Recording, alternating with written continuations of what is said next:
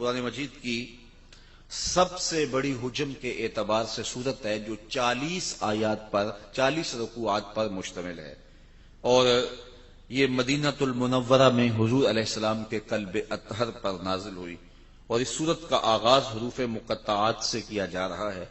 حروف مقطعات وہ ہوتے ہیں کہ جن کی تعویل اللہ کے علاوہ کوئی نہیں جانتا، لا یعلم تاویلہ الا اللہ، اس کی تعویل اللہ ہی جانتا ہے، اس کا رسول ہی جانتا ہے۔ ہاں علماء نے اس پر گفتگو کی ہے، الف سے مراد اللہ، لام سے مراد جبریل امین، اور میم سے مراد مصطفیٰ کریم صلی اللہ علیہ وسلم کی ذات ستودہ صفات۔ ویسے یہاں ایک خوبصورت بات لکھی ہے شاہ عبدالعزیز محدث دہلوی نے، وہ فرماتے ہیں الف سے مراد اللہ بات تو سمجھ میں آتی ہے، اور میم سے مراد محمد صلی اللہ علیہ وآلہ وسلم یہ بات بھی سمجھ میں آتی ہے، تو جبریل تو جیم سے ہوتا ہے، لام سے تو نہیں ہوتا۔ تو یہ جو علماء فرماتے ہیں الف سے مراد اللہ ہے، لام سے مراد جبریل ہے، میم سے مراد محمد صلی اللہ علیہ وآلہ وسلم ہے، تو یہ باقی دو چیزیں تو سمجھ میں آ گئیں، لیکن جبریل تو جیم سے ہوتا ہے، لام سے تو نہیں ہوتا۔ تو پھر خود فرماتے ہیں کہ عرب میں چونکہ غلام و آقا کا ماجرا تھا، تو جب وہ اس طرح لکھتے تھے تو جو آقا کا نام تھا اس کا پہلا حرف لکھتے تھے، غلام کے نام کا آخری حرف لکھتے تھے، تو گویا جبریل کے کو جیم سے نہیں لکھا، لام سے لکھا ہے، قرآن کھولتے ہی پتہ چل جائے کہ جبریل میرے نبی کے در کا نوکر ہے۔ تو یہاں یہ فکر کہ جبریل استاد تھا، معلم تھا اور حضور شاگرد تھے، اس کی نفی قرآن کھولتے ہی ہو گئے، اس کو جیم سے نہیں لکھا گیا، اس کو لام سے لکھا گیا ہے۔ تو کہا الف لام میم ذالک الکتاب لا ریب فیہ، یہ وہ بابرکت بلند رتبہ کتاب قرآن مجید ہے جس میں کوئی شک نہیں، دنیا کی کوئی کتاب آپ کو نہیں ملے گی، بڑے سے بڑا مصنف بھی جو بڑا کہنہ مشق مصنف ہو، وہ بھی کتاب لکھنے کے بعد کتاب کے شروع میں، آغاز میں یا اس کے آخر پہ لکھتا ہے کہ اس میں کسی قسم کی کوئی کمی کوتاہی پائیں، کوئی سکم پائیں تو مجھے آگاہ کر دیں تاکہ آئندہ ایڈیشن میں اس کی اصلاح کی جا سکے۔ تو بڑے سے بڑا مصنف بھی یہ دعویٰ نہیں کر سکتا کہ میری کتاب اغلاط سے پاک ہے، یہ واحد قرآن ہے، قرآن کھولتے ہی پہلے دعویٰ ہے اس میں کوئی شک ہے ہی نہیں ہے، اور یہ صرف قرآن مجید کا اعزاز ہے۔ امام شافعی علیہ رحمہ نے ایک جز لکھا اور پھر اپنے شاگرد کو کہا کہ میرے سامنے اس کو پڑھو، تو انہوں نے جب پڑھا تو اس کی کئی غلطیوں پر متنبہ ہوئے، تو کہا اس کو یوں بدل دو، اس کو یوں بدل دو، یوں بدل دو۔ پھر دوسرے دن فرمایا کہ اب تبدیلی کے بعد دوبارہ پڑھو، تو جب دوبارہ آپ کے سامنے وہ کتاب پڑھی گئی تو امام شافعی فرمانے لگے کہ اس لفظ کی جگہ یہ لفظ ہوتا تو زیادہ اچھا تھا، یہاں سے تبدیلی کرو، یہاں سے تبدیلی کرو، یہاں سے تبدیلی کرو۔ تو اس نے تبدیلی کی، تو اگلے دن جب پھر پڑھی گئی تو پھر نئی غلطیوں پر آپ آگاہ ہوئے۔ کہتے ہیں وہ کتاب امام شافعی کے سامنے 70 مرتبہ پڑھی گئی، اور ہر بار کسی نئی غلطی سے آگاہ ہوتے۔ کہ جب اتنی مرتبہ پڑھی جا چکی تو امام شافعی اپنے شاگرد سے کہنے لگے داؤ اسے چھوڑ دے، یہ حق شافعی کی کتاب کو نہیں ہے کہ اس میں کوئی شک نہ ہو، اس میں کوئی غلطی نہ ہو اور امکان نہ ہو، یہ حق صرف اللہ کی کتاب قرآن مجید کو ہی حاصل ہے کہ یہ کتاب کھولتے ہی یہ دعویٰ موجود ہے کہ اس میں کوئی شک نہیں ہے، لا ریب فیہ۔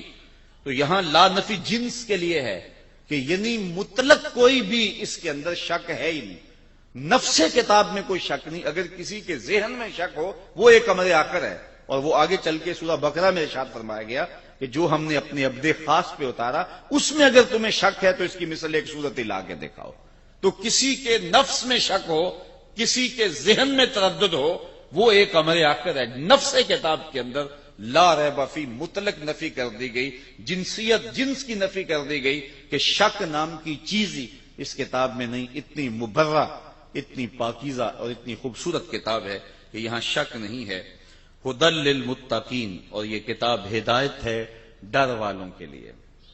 جو متقی ہے، تقوی کا لفظ جو ہے وہ قرآن مجید میں تقریباً 33 دفعہ موجود ہے، اور یہ لفظ ایسا ہے جس سے ہر دینیات کا طالب علم اچھی طرح سے آشنا ہے۔ ہم نے جو ہی ہوش سنبھالا ہے ہم تقوی کے لفظ سے جو ہے وہ آگاہ ہیں، اور ہمیں تقوی کا جو ہے وہ ایک سطحی سا مفہوم بھی اچھی طرح سے ازبر ہے کہ تقوی سے مراد کیا ہے۔ تو اس پر علماء نے بہت کچھ لکھا بھی ہے، اور یہ قرآن مجید کا اہم موضوع بھی ہے، اور تقوی کا حاصل ہونا یہ مومن کی زندگی کا مقصود بھی ہے۔ تو اس تقوی کو سمجھ لینا چاہیے کہ یہ تقوی کیا ہے، اور تقوی کے حاملین ہی متقی کہلاتے ہیں. تو متقیوں کے لیے یہ کتاب سراپا ہدایت ہے. تو اس پر اہل علم نے بہت کچھ لکھا. کسی نے کہا کہ نیکنے کے بعد جو طبیعت کے اندر ایک تذبذب ہوتا ہے کہ میری نیکی قبول ہوئی ہے یا نہیں ہوئی، تو اس کا نام تقوی ہے. نیکی کرنے کے بعد بھی ڈرتا رہے. اور یہ حضرت شیخ جہانگیر سمنانی علیہ رحمہ کا قول ہے، اور اس کی تائید میں حضرت علی المرتضی رضی اللہ تعالی عنہ سے مروی ایک روایت بھی موجود ہے کہ نیکی کرنے کے بعد بھی انسان ڈرتا رہے کہ پتہ نہیں میری نیکی بھی قبول ہوئی ہے کہ نہیں. اور اگر اس پر عمل دیکھنا ہو تو وہ سیدنا فاروق اعظم کا عمل موجود ہے کہ عید کے دن رو رہے تھے. تو کسی نے پوچھا کہ حضرت آج تو خوشیوں بھرا دن ہے، تو کہا مجھے نہیں پتا میرے روزے قبول ہوئے ہیں یا کہ نہیں ہوئے، میں مقبولین میں سے ہوں یا مطرودین میں سے. تو یہ ہے نیکی کرنے کے بعد بھی ایک کھٹکا رہے، ڈر رہے کہ پتہ نہیں میری نیکی قبول ہے کہ نہیں. چونکہ جو گناہ ہوتا ہے وہ کنفرم ہے کہ گناہ ہے. تو نیکی میں تھوڑا سا فرق نیت کا آ گیا تو یوں کہ یہ بڑی حساسیت ہے اس معاملے کے اندر. وہ کیا اقبال نے کہا تھا، براہیمی نظر لیکن بڑی مشکل سے ملتی ہے، ہوس چھپ چھپ کے سینوں میں بنا لیتی ہے تصویریں. تو یہ بڑی باریک سی چالیں ہوتی ہیں، ریا کی بھی، عجب کی بھی، اور بہت ساری چالیں جو عمل کو برباد کر دیتی ہیں. اس لیے جو ہے وہ نیکی کرنے کے بعد بھی وہ جو طبیعت کے اندر بے چینی ہوتی ہے کہ پتہ نہیں میری نیکی قبول ہوئی ہے یا کہ نہیں، تو اس کو تقویٰ کہتے ہیں.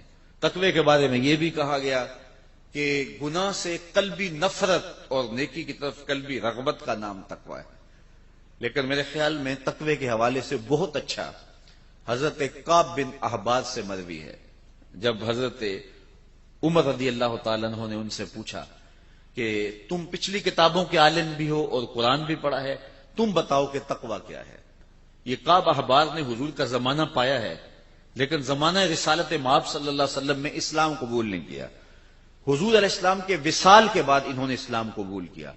تو گویا وہ حضور کی زیارت تو انہوں نے کی ہے لیکن صحابی نہیں بنے، تو اس لیے تابعین میں سے ہیں. لیکن پچھلی کتابوں کے عالم تھے، اور پھر جب اسلام کو پڑھا تو پھر اسلام کے بھی عالم ہوئے. تو یہ بڑے اہم شخص تھے اس اعتبار سے، اور صحابہ ان سے کچھ امور کے اندر رجوع کرتے تھے. تو حضرت عمر نے ان سے پوچھا کہ تم نے پچھلی کتابوں کو بھی پڑھا ہے اور اسلام کو بھی پڑھا ہے، تو تم بتاؤ کہ تقوی کیا ہے. تو کعب احبار نے سوال کرنے پر حضرت عمر سے کہا کہ کبھی آپ ایسی وادی سے گزرے ہیں جہاں خاردار جھاڑیاں ہوں؟ تو حضرت عمر نے کہا ہاں کئی مرتبہ گزرا ہوں. تو کہا کہ پھر تم نے کیا کیا؟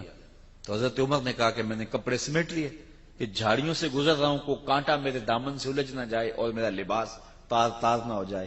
حضرت کعب احبار کہنے لگے فضا کا تقوی بھی یہی ہے کہ دنیا سے یوں گزر جاؤ کہ کوئی کانٹا تمہارے دامن سے الجھ نہ جائے اور تمہیں داغدار نہ کر دے.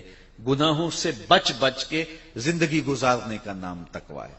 تمام عمر طوفان سے کھیلتے گزری، نیا کے ڈوبنے کا ڈر بھی رہا. تو ساری زندگی یوں ہی گزرتی ہے. اور مومن وہ صوفیہ فرماتے دنیا میں اس طرح رہو جس طرح کشتی پانی میں رہتی ہے. پانی میں رہتی ہے لیکن اپنے اندر پانی نہیں آنے دیتی. کشتی پانی میں رہے تو خیر ہے، لیکن پانی کشتی میں آ جائے تو کشتی کو لے ڈوبتا ہے. تم دنیا میں رہو، دنیا تمہارے اندر نہ رہے. تو اگر بندہ دنیا میں رہے تو خیر ہے، لیکن دنیا بندے کے اندر اتر آئے. تو ابو نعیم الاصفہانی کا فتویٰ سنیے. حلیہ میں لکھتے ہیں من نظر الی الدنیا نظر الحب اخرج اللہ تعالی من قلبہ نور الیقین والزہد. جو دنیا کو محبت کی نظر سے دیکھتا بھی ہے، اللہ اس کے دل سے زہد اور تقوی کے نور کو کھینچ لیتا ہے، تو اس کے پلے کچھ رہتا نہیں ہے. اس لیے ہمارا مقصود رضا الہی ہے، اور اسی کے لیے ہمیں کوشش ہونی چاہیے، اور اس کے لیے ہم اپنے تزکیے کی طرف متوجہ ہوں. سویر سے لے کر شام تک جب ہمارا وظیفہ ہی دنیا بن جائے گی تو ہمارا اندر باطن لٹ جائے گا. بے چینی، اضطراب اور بے سکونی پھر وہ کبھی بھی نہیں مٹنے پائے گی. اس کے ہم بڑے مداوے کریں گے، لیکن اصل جب دنیا کی محبت دلوں میں راسخ ہو جاتی ہے تو پھر جو ہے وہ یہ دل بنایا ہی اللہ تعالیٰ نے اپنی یاد کے لیے ہے، اور وہ گوارا نہیں کرتا اس کے اندر کسی اور کی محبت ہو. تو صوفیہ نے یہ بڑا خوبصورت نسخہ دیا کہ دنیا میں اس طرح رہو جس طرح کشتی پانی میں رہتی ہے.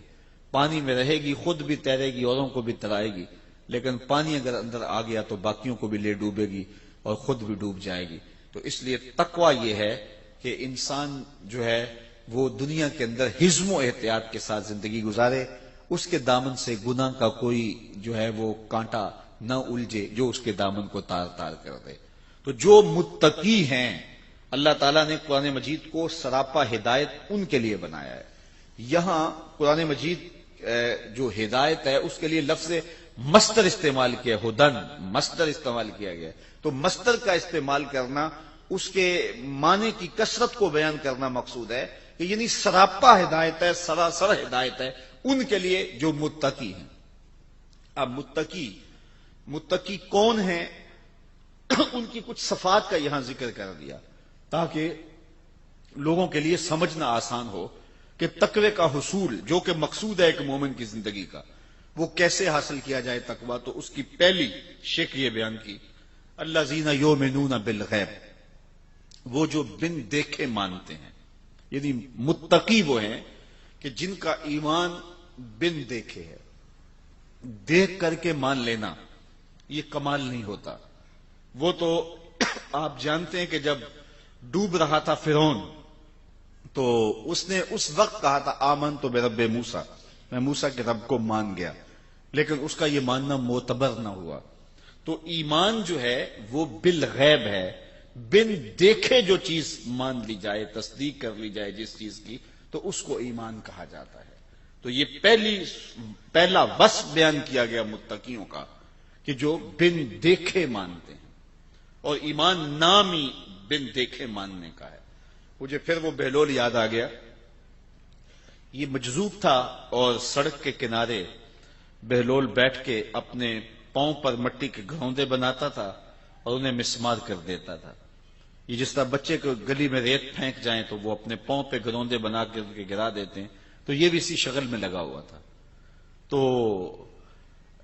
بادشاہ گزرا ہارون الرشید، اس نے دیکھا کہ بہلول بیٹھا ہے اور اپنے پاؤں پہ مٹی کے گھروندے بناتا ہے اور بعد میں مسمار کر دیتا ہے۔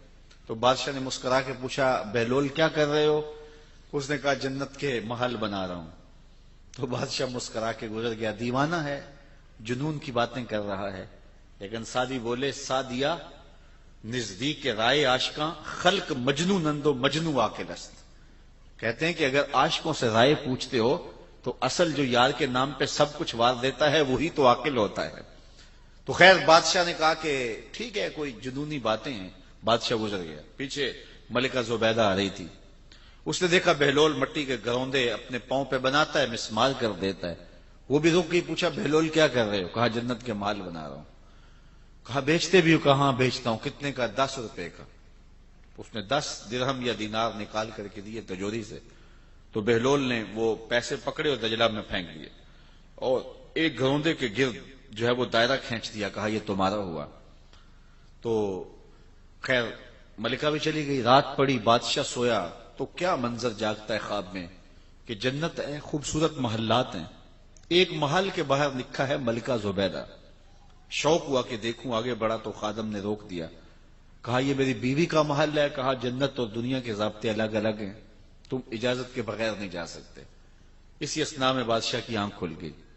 جب آنکھ کھلی تو بے چین ہو گیا، اس نے اپنی بیوی کو جگایا، بیدار کیا، کہا کہ میں تیرے نام کا جنت میں یوں محل دیکھا ہے، تو نے کون سا کوئی خاص نیک عمل کیا ہے؟ اس نے کہا وہی معمول کی نمازیں روزے، کوئی خاص عمل تو نہیں ہے کہ جو میں نے کیا۔ ہاں مجھے یاد پڑا، کل میں گزر رہی تھی، دجلہ کا کنارہ تھا، دنیا جسے مجنون کہتی ہے، وہ بہلول وہ مٹی کے گھروندے بناتا تھا اور کہتا تھا یہ جنت کے محل ہیں۔ 10 درہم میں ایک گھروندہ میں نے خرید لیا تھا۔ میں نے کہا 10 درہم کیا ہوتے ہیں؟ تو اس نے دائرہ کھینچ کے کہا تھا یہ جنت کا محل ہے، ہو نہ ہو یہ وہی محل کیوں نہ ہو۔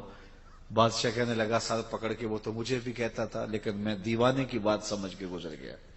اگلے دن بادشاہ قصدن وہاں سے گزرا اور دل میں تھا کہ آج بہلول پھر اسی شغل میں مل جائے۔ تو بہلول واقعی مٹی کے گھروندے بنا رہا تھا اور پھر ہاتھوں سے مسمار کرتا چلا جا رہا تھا۔ تو ہارون الرشید رک کے کہنے لگا کہ بہلول کیا کر رہے ہو؟ اب دل دھڑک رہا ہے کہ کل والا جواب ہی ملے تو کیا خوب ہو۔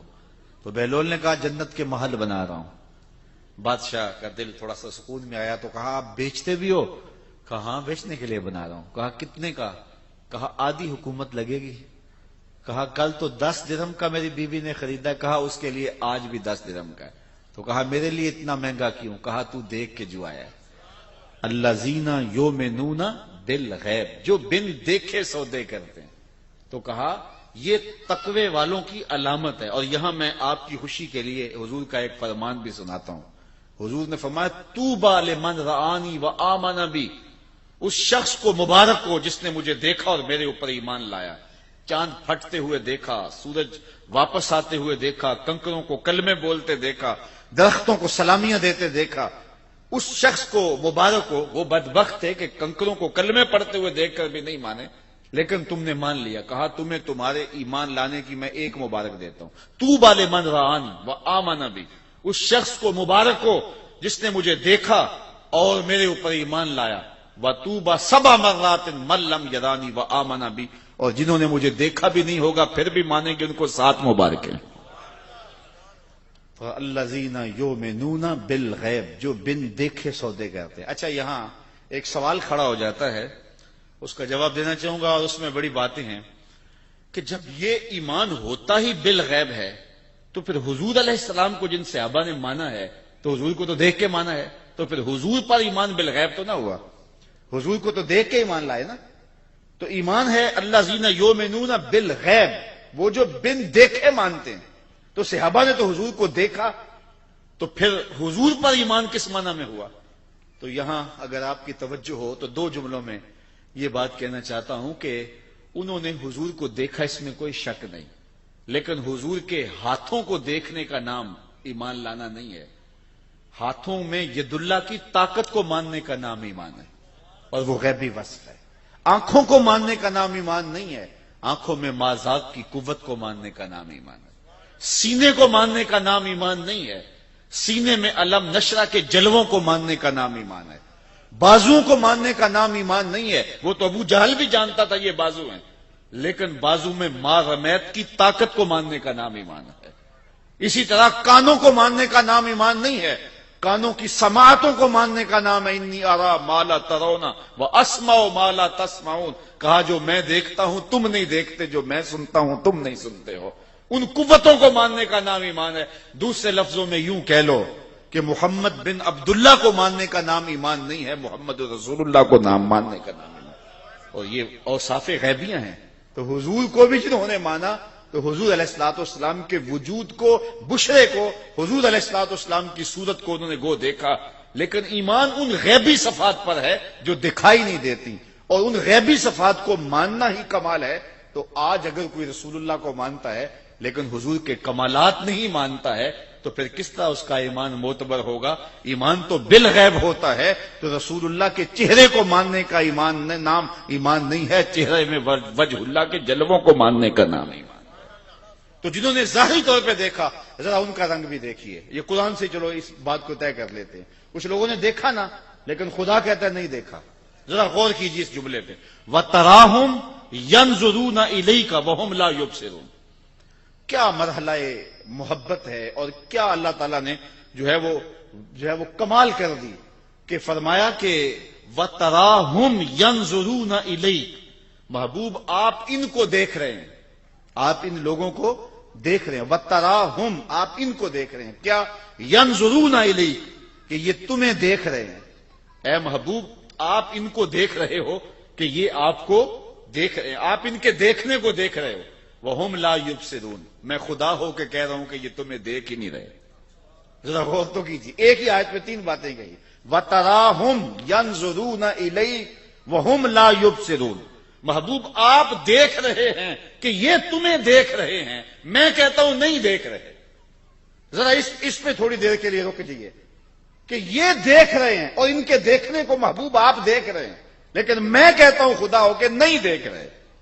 اللہ اکبر. وَتَرَاهُمْ يَنْظُرُونَ إِلَيْكَ وَهُمْ لَا يُبْصِرُونَ محبوب یہ دیکھ رہے ہیں، آنکھیں پھاڑ پھاڑ کے دیکھ رہے ہیں، لیکن میں کہتا ہوں نہیں دیکھ رہے.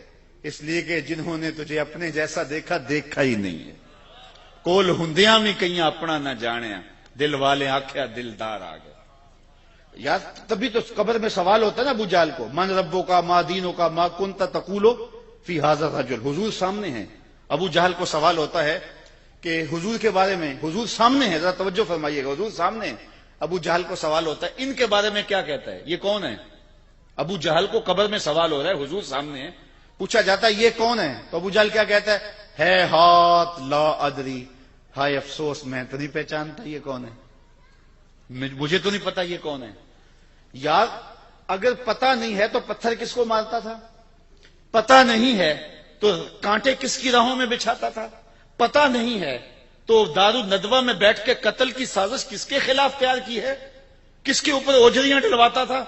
لیکن وہ کہتا ہے ہاتھ لا ادری، ہائے افسوس میں نہیں جانتا۔ ساری زندگی آنکھیں پھاڑ پھاڑ کے دیکھتا رہا، آج قبر میں حضور سامنے ہیں، سوال ہوتا ہے بتا یہ کون ہے، وہ کہتا ہے ہاتھ لا ادری، ہائے افسوس میں نہیں جانتا۔ 14 صدیاں گزرنے کے بعد غازی ممتاز قبر میں اترتا ہے، فرشتے پوچھتے ہیں غازی بتا یہ کون ہے، تو غازی کہتا ہے پیچھے ہٹو، پہلے پائے ناز کو چوم تو لینے دو، میں تو مر کے پہنچا ہوں یہاں اس دل ربا کے واسطے، یہ تو بخت سور گئے کہ میری قبر میں آئے وہ میرے مزار پہ گھونگھٹ اتار کے، آئے وہ میرے مزار پہ گھونگھٹ اتار کے، مجھ سے نصیب اچھے ہوئے میرے مزار کے، یہ تو بخت سور گئے کہ وہ میری قبر پہ آئے، پیچھے ہٹو پہلے مجھے پاؤں تو چوم لینے دو۔ ساری زندگی تو میں نعتیں ہی ان کی پڑھتا رہا، میں تو ذکر ہی ان کا کرتا رہا، پھانسی کا پھندا چوم کے میں نے ایسے ہی گلے میں تو نہیں ڈالا تھا، میں نے اس لیے سب کچھ قربان کیا تھا کہ ان کا دیدار نصیب ہو جائے۔ سوال کھڑا ہو گیا، جس نے ساری زندگی دیکھا وہ کہتا ہائے افسوس میں نہیں پہچانتا یہ کون ہے۔ اور 14 صدیوں کے بعد غازی علم الدین قبر میں اترتا ہے، عامر چیمہ قبر میں اترتا ہے، سوال ہوتا ہے کہ یہ کون ہے، تو کہتے ہیں پیچھے ہٹو پہلے پائے ناز چوم لینے دو۔ جس نے دیکھا وہ پہچانتا نہیں، جس نے نہیں دیکھا وہ پہچان رہا ہے، تو اس کا سبب کیا؟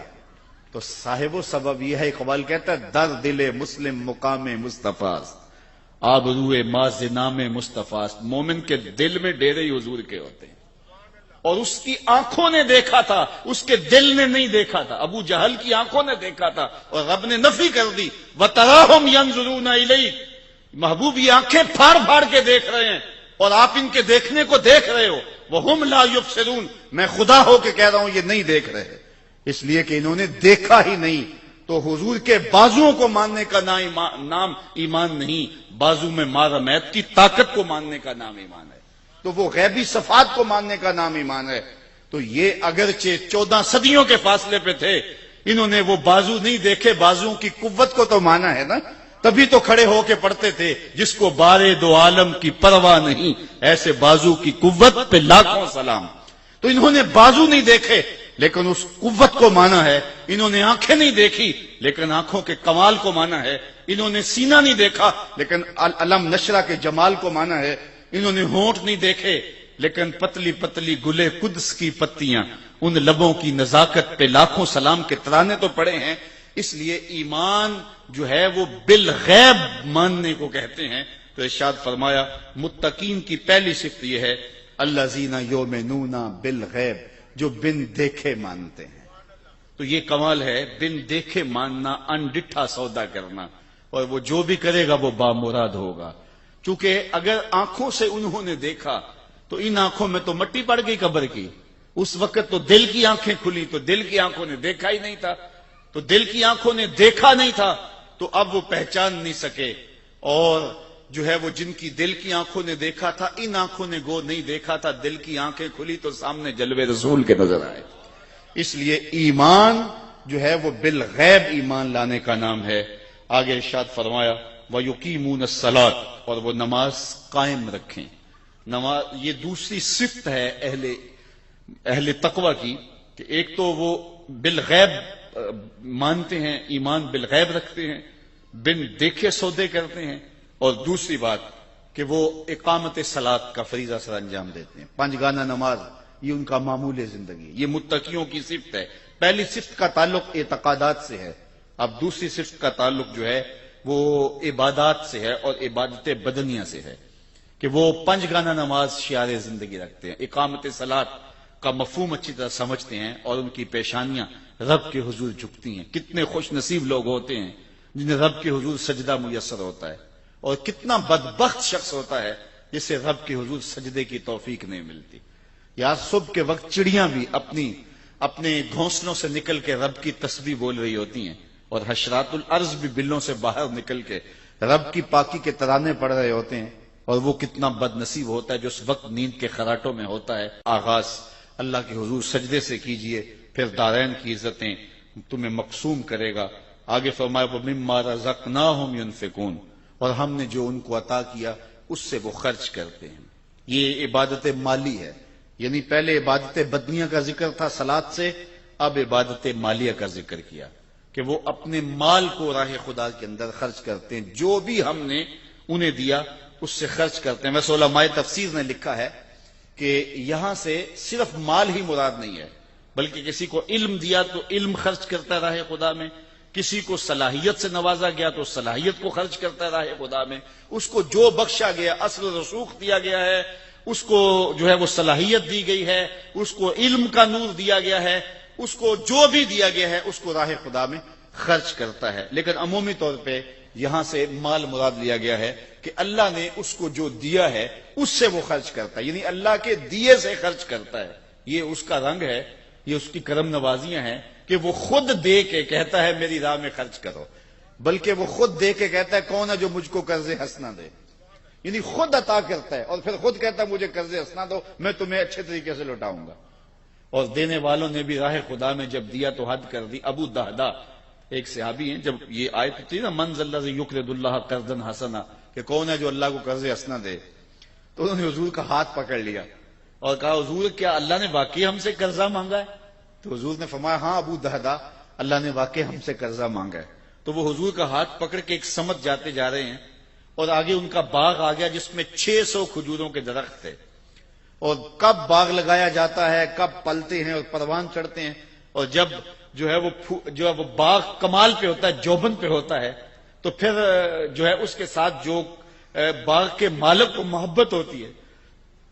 ہمارے دیہاتوں میں لوگ کہتے ہیں کہ جٹ گنا نہیں توڑن دیتا، اور چاہے وہ گڑ کی پیسی وہ دے دے لیکن گنا نہیں توڑنے دیتا. تو وہ اپنے کھیت کے ساتھ جو تعلق ہے یہ اس کی مثال ہے.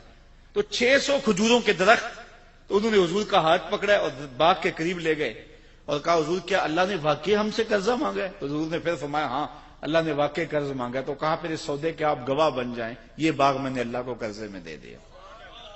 وہ 600 کھجوروں پر مشتمل باغ، ان کی رہائش بھی اس باغ کے اندر تھی. اب اندر نہیں جا رہے، باہر ہی کھڑے ہو گئے اور اپنی بیوی کو آواز دی یا امت دہدا اخرجی، اے دہدا کی امی ذرا باہر آ جا، یہ باغ اب ہمارا نہیں رہا، ہم نے اللہ کو دے دیا. اچھا وہ حضور کے درس گاہ کے پڑے ہوئے لوگ کیسے خوش نصیب تھے. اس خاتون نے یہ نہیں کہا کہ ابو دہدا کیا غضب ڈایا ہے، بچوں کو لے کے کدھر جائیں. اس نے جلدی جلدی سامان سمیٹا، بچوں کو باہر لیا اور حضور کے سامنے آ کھڑی ہوئی اور ابو دہدا سے مخاطب ہو کہنے لگی یا ابا دہدا رابحہ بیعو کا، اے ابو دہدا تو نے بڑا ہی نفع والا سودا کر لیا ہے، تو نے بڑا ہی نفع والا سودا کر لیا ہے. وہ بابا اشفاق مرحوم نے کہا تھا کہ اللہ کی راہ میں دو، تم نے اللہ کے دیے ہوئے سے دینا ہے، کون سا اپنی طرف سے دینا ہے. تو کہا وَمِمَّا رَزَقْنَاهُمْ يُنْفِقُونَ، جو ہم نے دیا اس سے وہ خرچ کرتے ہیں. اللہ کے دیے سے جب وہ راہ خدا میں خرچ کرتے ہیں. میرے والد گرامی فرمایا کرتے تھے ہمارے دیہاتوں میں، شاید آپ کے یہاں بھی ہو، پہلے کنویں ہوتے تھے جن سے پانی نکال کر کے ہم کھیتوں کو سیراب کیا کرتے تھے. بعد میں ان کی جگہ ٹیوب ویل آ گئے تو وہ کنویں بند نہیں کیے گئے، دیر تک وہ موجود رہے ہیں. لیکن ان سے لوگوں نے فائدہ حاصل کرنا چھوڑ دیا اور وہ ٹیوب ویل کے ذریعے سے پانی لینا شروع کر دیا. تو وہ کنویں بند نہیں ہوئے تھے، دیر تک وہ کنویں رہے. لیکن ہم جاتے تھے کنویں پر تو دور تک پانی نظر آتا تھا، بہت نیچے، اور وہ بھی گدلا میلا سا پانی. تو بزرگ فرمایا کرتے تھے کہ یہ کنویں جب تک فیض باہر دیتے تھے اللہ نیچے سے بھی انہیں سوتے دیتا تھا، اور جب انہوں نے باہر دینا چھوڑ دیا اللہ نے بھی دینا چھوڑ دیا. تو جب تم راہ خدا میں خرچ کرتے رہو گے اللہ تمہیں عطا کرتا رہے گا، اور جب تم دینا چھوڑ دو گے تو پھر تمہارے لیے بھی مشکلات کھڑی ہو جائیں گی. تو راہ خدا میں دینے سے مال گھٹتا نہیں ہے. حضور نے حضرت ابو کبشہ الانماری رضی اللہ تعالیٰ عنہ سے ایک روایت ہے، حضور نے 3 باتیں قسم کھا کے کہیں اور 4 باتیں بغیر قسم سے کہیں. اور جو 3 چیزیں حضور نے قسم کر کے کہیں ان میں سے ایک یہ تھی ما نقص مال عبد من صدقہ، کہ بندے کا مال صدقے سے نہیں گھٹتا. حضور فرمایا اس پر محمد قسم کرتا ہے، مجھ سے قسم لے لو کہ صدقے سے مال کم نہیں ہوتا. تمہارا کیلکولیٹر کہتا ہے کہ 100 سے اتنے دیے تو اتنے کم ہو گئے، لیکن وہ کہتا پھر حضور فرماتے ہیں مجھ سے قسم لے لو کہ صدقے سے مال کم نہیں ہوتا. دوسری بات حضور نے یہ ارشاد فرمائی کہ جب کوئی کسی کو معاف کر دے، حضور فرمایا مجھ سے ضمانت دے لو، میں قسم دیتا ہوں اس کی عزت میں فرق نہیں آتا. اور تیسری بات حضور نے فرمائی، جو بندہ سوال کرنے لگ جاتا ہے تو اس کی محتاجی ختم نہیں ہوتی۔ تو یہ تین چیزیں حضور نے اللہ کی قسم کر کے کہیں۔ تو کہا وَمِمَّا رَزَقْنَاهُمْ يُنْفِقُونَ، وہ اللہ کے دیے ہوئے سے خرچ کرتے ہیں۔ اور پھر اس کے بعد پھر اعتقاد کی بات آئی، وَالَّذِينَ يُؤْمِنُونَ بِمَا أُنزِلَ إِلَيْكَ وَمَا أُنزِلَ مِن قَبْلِكَ وَبِالْآخِرَةِ هُمْ يُوقِنُونَ، اور وہ ایمان لائیں اس پر جو محبوب تمہاری طرف اترا نازل ہوا اور جو آپ سے پہلے اتارا گیا اس پر ایمان لائے اور آخرت پر یقین رکھیں۔ یہ متقیوں کی صفات ہیں کہ حضور پر جو نازل ہوا، حضور سے قبل جو نازل ہوا، حضور سے بعد کے نزول کی بات نہیں کی، اور یہ ختم نبوت پہ دلیل ہے کیونکہ حضور کے بعد نزول کا سلسلہ رک گیا۔ تو کہا آپ سے پہلے نازل ہوا یا آپ پر نازل ہوا، اور یہ بات بھی ذہن نشین رکھیں کہ حضور پر صرف قرآن ہی نازل نہیں ہوا، قرآن کے علاوہ اور بھی حضور کے سینے پہ بہت کچھ نازل ہوا۔ سنن نسائی کی روایت ہے، حضور نے فرمایا انما اوتیت القرآن ومثلہ معہ، مجھے قرآن دیا گیا اور قرآن جتنے اور علوم بھی میرے سینے میں اتارے گئے۔ اور فرمایا کہ قرب قیامت میں کچھ لوگ موٹے پیٹ والے پلنگ کے اوپر بیٹھ کے کہیں گے کہ جی جی حلال وہی ہے جو اللہ نے حلال کیا، حرام وہی ہے جو اللہ نے حرام کیا۔ حضور نے ارشاد فرمایا مجھے قرآن اور قرآن جتنے اور علوم عطا کر دیے گئے، جس کو میں حلال قرار دے دوں وہ ایسی ہے جس طرح اللہ نے حلال قرار دے دیا، اور جس کو میں حرام قرار دے دوں وہ ایسا ہی ہے جس طرح اللہ نے حرام قرار دے دیا۔ حضور کو اللہ تعالیٰ نے اختیار فی شریعہ عطا فرمایا ہے، تو اس لیے فرمایا محبوب آپ پر جو بھی نازل ہوا، یہ صرف قرآن کی تخصیص نہیں ہے، اور پھر فرمایا جو آپ سے قبل نازل ہوا، نبیوں پر صحیفے اور کتابیں نازل ہوئیں، وَبِالْآخِرَةِ هُمْ يُوقِنُونَ، اور آخرت پر یقین رکھتے ہیں۔ آخرت پر حالانکہ پہلے ایمان کا ذکر ہو گیا تھا، یہاں آخرت کے یقین کو زیادہ جو ہے وہ وضاحت کے ساتھ بیان کیا گیا، وہ اس لیے کہ جو مشرکین تھے عقیدہ آخرت کے حوالے سے وہ تردد کا شکار تھے، توحید کے حوالے سے ان کا تصور تھا، اگرچہ جو ہے وہ اس کے اندر تعبیرات غلط کرتے تھے، اور رسولوں کے انتصاب کے حوالے سے جو ہے وہ انہیں معاملہ تھا، نفس رسالت کے منکر نہیں تھے، لیکن عقیدہ آخرت کا ڈٹ کے انکار کرتے تھے، اس لیے اس کو خاص طور پہ بیان کر دیا گیا اور لفظ یو کے نون کے ساتھ بیان کیا گیا کہ ان کا یقین بالکل کامل ہے، چونکہ جب قومیں یقین کامل سے تذبذب کی طرف لڑکتی ہیں تو پھر قومیں برباد ہو جاتی ہیں۔ علامہ اقبال نے ایک جگہ پہ کہا تھا کہ سن ہے تہذیب حاضر کے غلام، غلامی سے بدتر ہے بے یقینی۔ جب قومیں بے یقینی کی کیفیت میں چلی جاتی ہیں تو پھر ان کے پلے کچھ نہیں رہتا، وہ تذبذب قوموں کو مار دیتا ہے، اس لیے انہیں اپنے معتقدات پہ، اپنے عقائد پہ پختہ کامل اکمل یقین ہونا چاہیے، اور وہ یقین ان کی زندگی کے اندر، عمل کے اندر نکھار پیدا کرتا ہے۔ اولئک علی ھدی من ربہم، یہی وہ خوش بخت لوگ ہیں جو اللہ کی جانب سے ہدایت پر ہیں، واولئک ھم المفلحون، اور وہی لوگ مراد کو پہنچے ہوئے ہیں۔ ان آیات کے اندر اللہ تعالیٰ جل شانہ نے متقیوں کی صفت بیان کی، اور متقیوں کے لیے قرآن سراپا ہدایت ہے۔ اس کا یہ مطلب نہیں کہ قرآن باقیوں کے لیے ہدایت نہیں ہے، ایک ہے قرآن مجید کا سراپا ہدایت ہونا اور ایک ہے اس سے یہ ہدایت حاصل کرنا۔ قرآن مجید میں دوسرے مقام پہ فرمایا ھدی للناس، یہ تمام لوگوں کے لیے ہدایت ہے، جس طرح حضور سب لوگوں کے لیے نبی ہیں اور ساری انسانیت حضور کی امت ہے، لیکن اس کو امت دعوت کہتے ہیں، لیکن جنہوں نے حضور کی دعوت کو قبول کر لیا وہ امت اجابت کہلاتی ہے۔ تو ہم حضور کی امت اجابت ہے، اور جب امت کہا جاتا ہے تو امت اجابت مراد ہوتی ہے، لیکن یہ یہودی، یہ عیسائی، یہ بدھ مت، یہ دیگر جتنے لوگ ہیں یہ بھی میرے رسول کی امت ہیں، حضور ان کی طرف مبعوث کیے گئے ہیں، لیکن یہ امت دعوت ہے، انہوں نے دعوت کو قبول نہیں کیا۔ تو قرآن مجید جو ہے وہ تمام بنی نوع انسان کے لیے ہدایت کا سرچشمہ ہے، لیکن ہدایت حاصل کون کرتے ہیں؟ جن میں تقوی کی دولت ہے، اور تقوی کون رکھنے والے لوگ ہیں؟ جن میں یہ اوصاف ہیں، یہ خوبیاں ہیں کہ ایک تو ایمان بالغیب رکھتے ہیں، اور دوسرا جو ہے وہ 5 گانا نماز کا اہتمام کرتے ہیں، اللہ کے دیے سے خرچ کرتے ہیں، اور ان کا اعتقاد رسول اللہ پہ جو نازل ہوا اور حضور سے قبل جو نازل ہوا پختہ ہے، اور یقینی اذعان اور ایمان کی دولت سے مالا مال ہیں، اور یہ ہدایت کی راہوں کے مسافر ہیں۔ اس کے بعد کفار اور پھر مسلسل 13 آیات میں منافقین کا تذکرہ ہے۔ انشاءاللہ جب اگلے ماہ دوبارہ ہم اس موقع پہ حاضر ہوں گے تو منافقین کی کیا کرتوتیں تھیں اور وہ کس طرح اسلام کو نقصان پہنچانے کے لیے دن رات کوشاں رہتے تھے، مکر و فریب، دجل و تلبیسات کی کہانیاں کس طرح انہوں نے رقم کی، اور قیامت تک کے لیے جو ہے وہ ان کی کہانیاں محفوظ ہو گئیں اور دنیا کے سامنے رکھی جا رہی ہیں۔ اللہ تعالیٰ جل شانہ ہمیں کتاب رحمت سے جڑنے کی توفیق عطا فرمائے۔ وآخر دعوانا ان الحمد للہ رب العالمین۔